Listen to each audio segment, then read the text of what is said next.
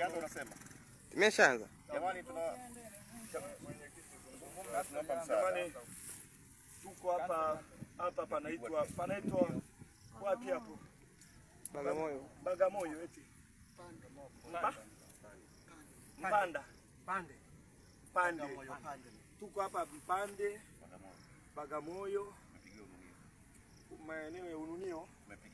Tumepigiwa kule Ununio. Tulipigwa sana na polisi. Walipomaliza kutupiga wakatupeleka Ambweni kituo cha polisi.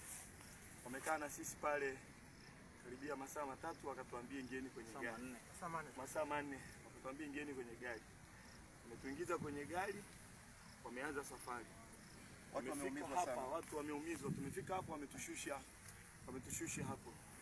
Wakatuambia endelee na mambo yenu. Kwa hiyo tupo hapa tunaomba msaada. Watu wameumiwa kama mnavyoona, hata mimi huwa amenivunja, huyu mzee amevunja kono, dada hapa hawezi kutembea, wamepiga hata mwanamke hawezi kutembea. Kisa tu ni kuhudhuria mahakamani. Kuhudhuria kwenye kesi ya mwenyekiti wetu, na hakuna fujo yote tumefanya. Tumeenda tu tunaambiwa ingia kwenye gari. Tunaomba msaada. Tuko Bagamoyo hapa Mpande. Asanteni, tunawashukuru sana. Tunaomba msaada wenu jamani. Asanteni sana.